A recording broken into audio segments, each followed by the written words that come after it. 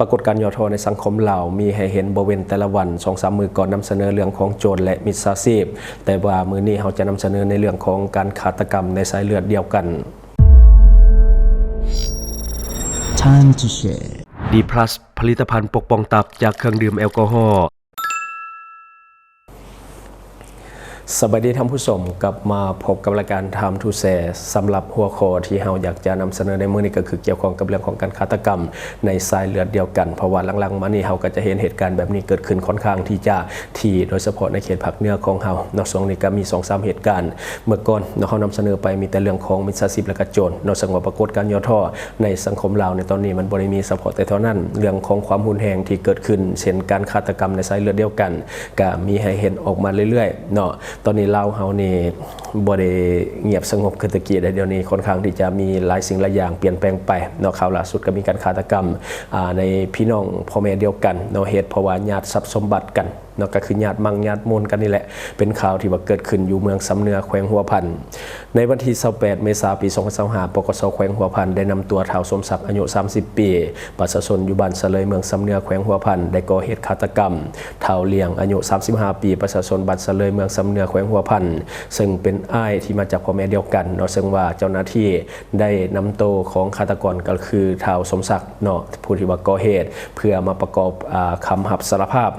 เหตุการณ์ฆาตกรรมดังกล่าวได้เกิดขึ้นในวันที่18มีนาปี2025ท้าวสมศักดิ์ได้สารภาพกับเจ้าหน้าที่สอบสวนว่าผู้เกี่ยวนี้ได้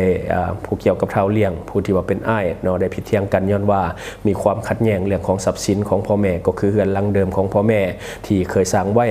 ท้าวสมศักดิ์ผู้เป็นฆาตกรเนาะได้ขับไล่เอ้ยไพ่ก็คือเมียของอ้ายแท้ๆให้เฝ้าเก็บเครื่องนี้ออกจากเรือนไปเสริมสร้างความบ่พอใจให้กับท้าวเลี้ยงผู้เป็นอ้ายจึงพยายามโต้แย้งกันไปว่าเนาะนี่แม่นเรือนมึงผู้เดียววะ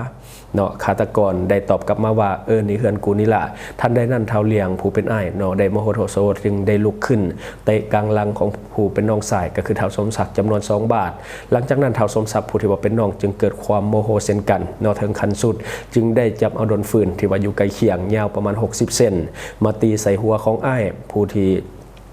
ก็คือท้าวเลี้ยงเราพูดได้ว่าเป็นอ้ายจำนวน6 บาทเราเห็นให้ท้าวเลี้ยงในหมดสติทันที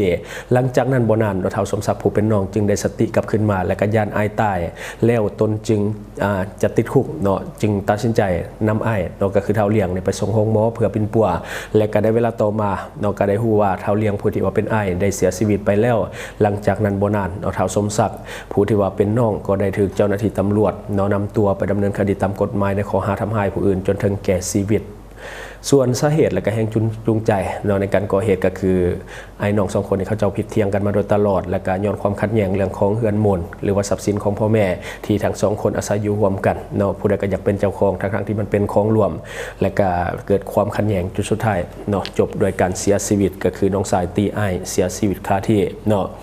และประเด็นที่มาเบิ่งอีก1 เหตุการณ์เนาะอีก1 เหตุการณ์ที่ว่าเคยเกิดขึ้นคือกันอยู่ในแขวงหัวพันเพราะว่าเหตุการณ์ลักษณะตีกันฆ่ากันส่วนหลายนี่มักจะเกิดขึ้นในแขวงหัวพันหลายครั้งเนาะซึ่งว่าในช่วงที่ผ่านมาเฮาเองเป็นผู้นำเสนอข่าวในแฟนเพจเฮาก็มักจะเห็นเรื่องของความรุนแรงนี่มักจะเกิดขึ้นในแขวงหัวพันค่อนข้างที่จะหลายโดยเฉพาะการฆ่ากันในสายเลือดนี่เห็นหลายครั้งที่ผ่านมาและอีก1 เหตุการณ์ที่ว่าเกิดขึ้นในหัวพันเช่นเดียวกันลูกติดยาพยายามที่จะฆ่าพ่อก็คืออยู่ในแขวงเดียวกันเนาะพยายามที่จะฆ่าพ่อแท้ๆของตนเองในวันที่12 มีนาปี2025ที่ผ่านมานี่ปกสแขวงหัวพันก็ได้นำตัวท้าวหลวงเนาะอายุ23 ปีเท่านั้นประชาชนบ้านนองเล่าเมืองกวนเนาะแขวงหัวพันมาจำลองเหตุการณ์คืนกรณีผู้เกี่ยวได้ก่อเหตุพยายามที่จะฆ่าพ่อแท้ๆของตนเองและก็ถูกจับตัวในวันที่28 ธันวาคม ปี2024ที่ผ่านมาเท่าหลวงเนาะได้รับสารภาพว่าเนาะได้ลงมือพยายามที่จะฆ่าพ่อของตนเองแท้ย้อนได้เสพยาเสพติดย้อนว่าผ่านมาในผู้เกี่ยวเนาะผู้ที่ว่าเอาเข้าไปย้อนว่าที่ผ่านมานี่ผู้เป็นพ่อเคยได้บอกสอนตนเองมาหลายครั้งแล้วบ่ให้มั่วสุมกับยาเสพติดและก็ลิ้นกินฟุ่มเฟือยเคยใส่อารมณ์ให้พร้อมทั้งปล่อยด่าพ่อและก็ว่าจะลงมือฆาตกรรมมาแล้วหลายครั้ง เนาะเหตุการณ์ในวันที่28ธันวาคมปี2025ก็คือท้าวหลวงเนาะถูกพ่อเว้าให้ในขณะที่ลงมือฆ่าม้าเนาะฆ่าม้าที่เป็นสัตว์เลี้ยงอยู่ในเฮือนจึงจับเอามีดแทงถูกเอิกเบื้องซ้ายของพ่อตนเองและก็ได้รับบาดเจ็บสมควรจากนั้นท้าวหลวงได้เอาตัวหลบหนีเข้าป่าข้างบ้านเนาะปกสบ้านติดตามนำท้าวหลวงได้มาในเวลาประมาณ2 ชั่วโมงเท่านั้นเนาะสามารถจับตัวได้จึงสามารถจับตัวผู้เกี่ยวออกมานอกป่าเนาะผู้เกี่ยวจับตัวผู้เกี่ยวส่งตัวให้เจ้าหน้าที่ปกสเมืองกวนเนาะดำเนินคดีตามกฎหมายเนาะสำหรับสาเหตุและแรงจูงใจที่ว่าท้าวหลวงได้ลงมือก่อเหตุฆ่าพ่อตนเองเนาะแต่ว่าบ่สำเร็จก็ย้อนว่าผู้เกี่ยวในเสพยาติดยาและก็บ่มักเนาะบ่มักคำบอกสอนของพ่อของแม่เวลาพ่อแม่เตือนก็จะบ่มักและก็มักจะโต้เถียงกับพ่อแม่เรื่อยๆผู้เกี่ยวเนาะหยุดเศร้ามัวสุมยาเสพติดเนาะก็คือแบบว่าให้หยุดบ่ได้เนาะพออย่างเงี้ยบอกเตือนตลอดอยากให้หยุดแต่หยุดบ่ได้ก็เลยว่าลงมือฆ่าพ่อคือตนเองเนี่ยไปฆ่าม้าเมื่อที่เกิดเหตุเนาะก็คือฆ่าม้าแล้วเพราะว่าทั้งหัวพันเขาจะกินม้าเนาะก็คือฆ่าม้าเนาะแล้วพ่อก็ไปบอกสอนเนาะบ่ให้ฆ่าประมาณว่าบ่ให้ฆ่าแล้วบัดนี้ลูกบ่พอใจกับราคาม้าแล้วถือมีดอยู่ในมือก็เลยว่าเอามีดหันไปแทงเนาะไปแทงเอิกเบื้องซ้ายของพ่อกระถึกเบื้องหัวใจหั่นแหละแต่ว่าพ่อบาดเจ็บสาหัสบ่ได้เสียชีวิตเนาะในเหตุการณ์นี้อันนี้ก็คือเหตุการณ์ที่ลูกพยายามที่จะฆ่าพ่ออยู่แขวงหัวพันเช่นเดียวกั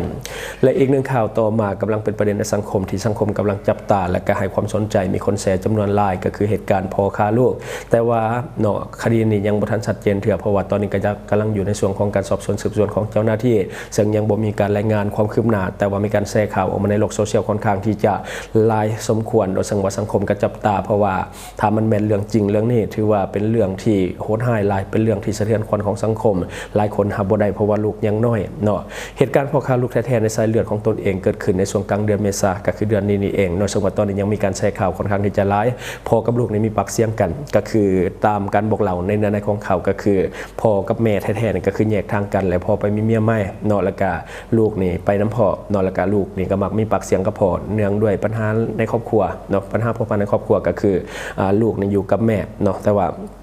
สว่าอย่างไรก็คือพ่อเนี่ยไปมีเมียใหม่และลูกกับประมาณว่าบ่พอใจแล้วก็ค่อนข้างที่จะขัดแย้งกับพ่ออยู่ตลอดเวลาฉะนั้นมีมือนึงเนาะก็คือพ่อกับลูกเนี่ยเขาจะมีปากเสียงกันแล้วพ่อเป็นพ่อผู้เป็นพ่อก็คือได้เอาปืนขึ้นมานับคู่ลูกเนาะแต่ว่าลูกยังน้อยเนาะก็เอาปืนขึ้นมานับคู่ลูกแต่สุดท้ายได้ยิงแท้เนาะก็คือได้ยิงแท้ๆจนลูกเสียชีวิตโดยสังว่าพ่อนี่ก็ตามการบอกเล่าของเนื้อในข่าวตามโซเชียลก็คือพ่อนี่พยายามที่จะปกปิดปากคนที่ว่าเห็นเหตุการณ์เพื่อบ่ให้ตนเองมีความผิดเนาะก็คือตัวเองอาจจะบ่ได้ตั้งใจจะฆ่าลูกดอกแต่ว่าด้วยความโมโหโทโซหรือว่าเหตุการณ์มันบีบบังคับหรือยังก็แล้วแต่ว่ามันก็มีคนเห็นเหตุการณ์เนาะมีคนเห็นเหตุการณ์ก็เลยว่าเห็นให้ตัวเองต้องปิดปากคนอื่นและพยายามที่จะเล็งเผาศพเนาะอันนี้เป็นประเด็นที่หลายคนให้ความสนใจก็คือพยายามที่จะเล็งเผาศพและก็คล้ายๆว่าประมาณการทำลายหลักฐานเนาะประมาณว่าทำลายหลักฐานให้มันไวที่สุดเนาะก็คือทางแม่แท้ๆเนาะบอกไว้บ่เฝ้าเผาเนาะแต่ว่าทางพ่อนี่ได้เล็งเผาไปเป็นที่ห้อยเนาะก็ประมาณว่าทำลายหลักฐานนั่นแหละเนาะซึ่งเรื่องนี้ยังอยู่ในความสงสัยของสังคมจำนวนหลายเพราะว่าข่าวมันถูกลงในโลกโซเชียลแล้วก็มีรูปประกอบซึ่งเฮ็ดให้เห็นใบหน้าชัดเจนเนาะหลายคนก็เลยว่าสงสัยว่าเหตุการณ์นี้มันมี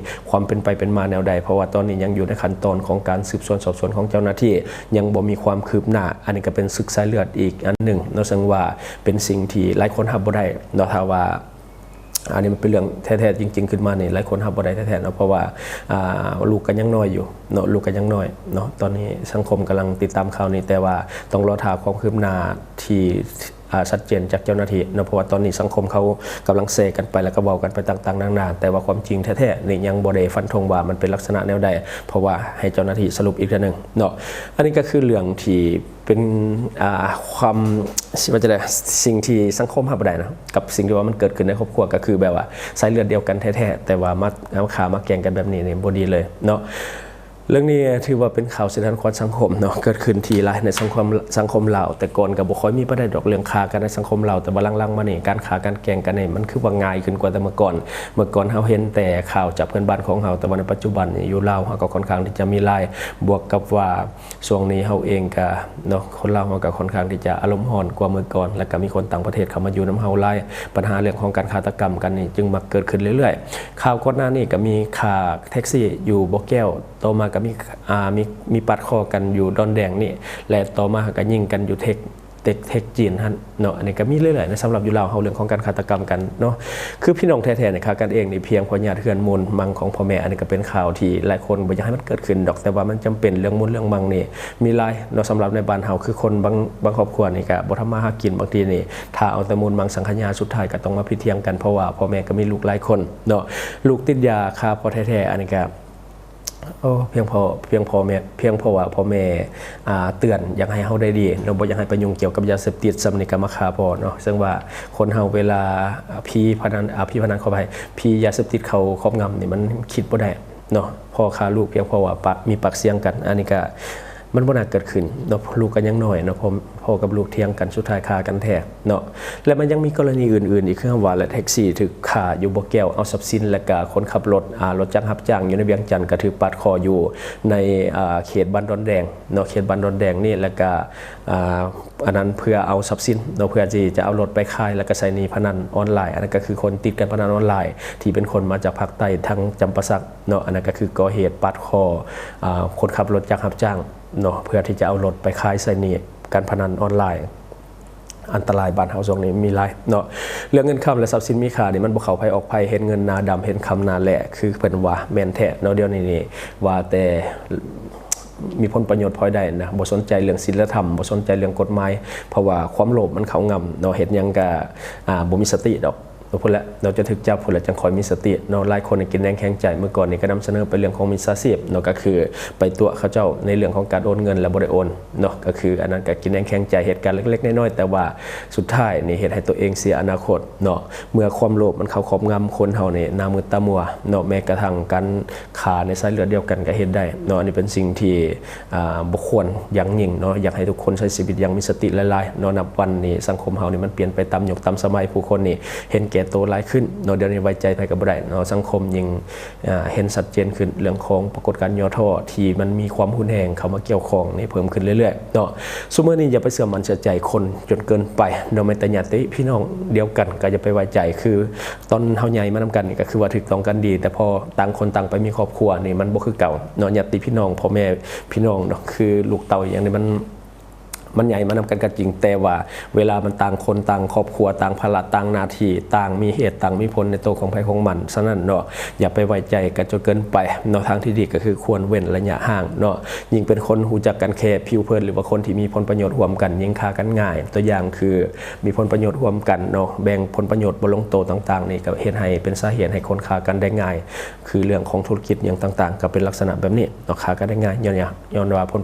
ประโยชน์มันบ่ลงโตกันเนาะทุกมื้อนี้คนกำลังลำบากหลายเนาะในสังคมคือเฮาได้นำเสนอไปก่อนหน้านี้คนมันลำบากหลายเห็นยังก็ได้เนาะคนก็เห็นแก่ตัวหลายขึ้นเฮ็ดทุกอย่างก็เพื่อปากท้องตนเองเฮ็ดทุกอย่างก็เพื่อความอยู่รอดของตนเองเนาะฉะนั้นบางทีศีลธรรมเขาจะบ่คำนึงถึงต้องได้ระมัดระวังเอาเองเนาะคนเฮาในเบื้องหน้าบ่ฮู้ใจลึกๆในใจเขาคิดหยังก็บ่ฮู้บางทีในห้องกันเสี่ยวกินเบียร์กดคอกันสุดท้ายเมื่อฆ่าเอาทรัพย์สินกันก็เห็นหลายเนาะเป็นข่าวอยู่เรื่อยๆลักษณะแบบนี้ผู้คนที่ว่ามักไปสังสรรค์ไปลินกลางค่ำกลางคืนนำกันนี่ต้องได้ระมัดระวังบ่ต้องใช้ทรัพย์สินไปหลายคือบางทีไปเที่ยวเนาะอดใส่อดซาวใส่คอเส้นบักใหญ่ไปเนาะใส่คำเส้นบักใหญ่ไปสุดท้ายโมงน้ำกันในราคากันเองเนาะสิงทรัพย์กันคือก่อนหน้านี้ที่เกิดขึ้นใกล้ๆเฮือนเฮานั่นก็เป็นทหาร2คนขาดสิงทรัพย์กันเนาะแต่สุดท้ายนะคดีซื้อไปซื้อมาเขาจะเป็นแฟนกันผู้ชาย2คน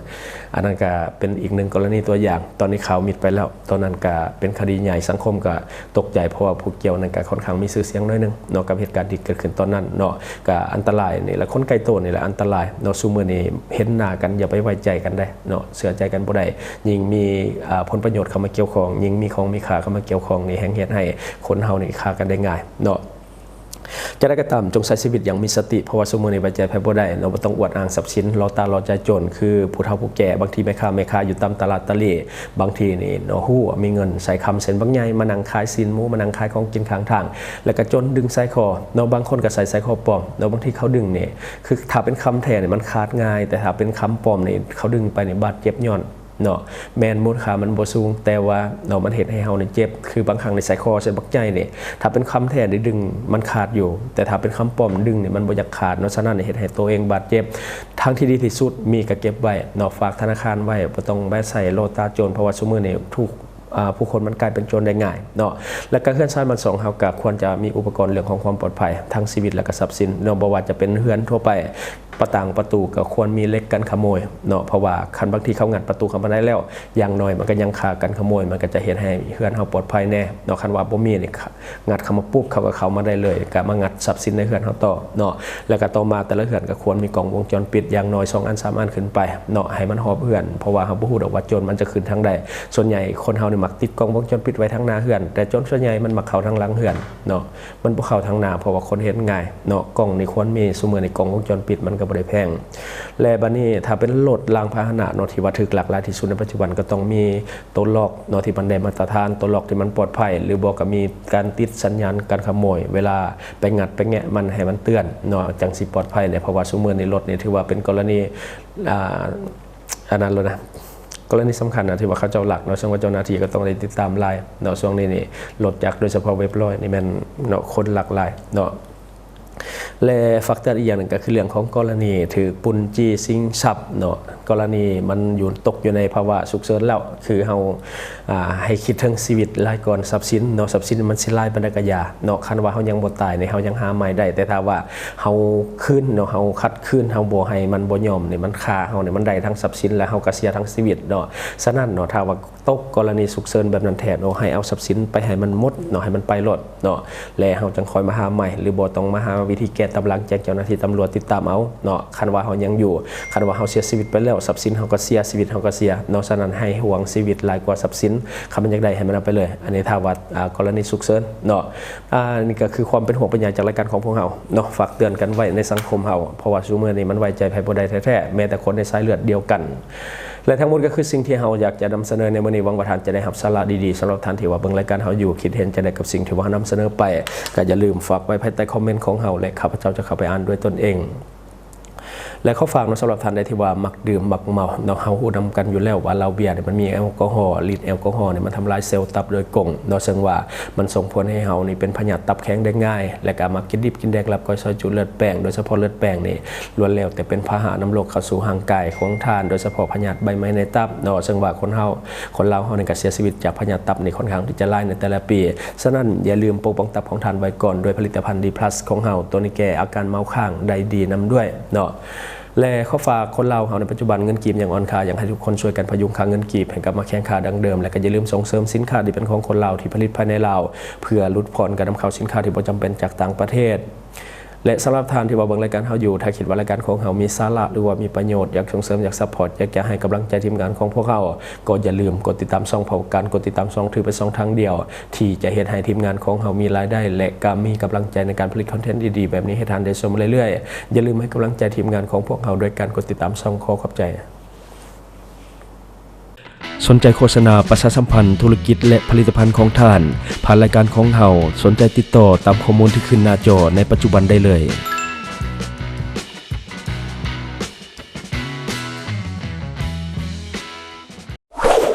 Subscribe for more video.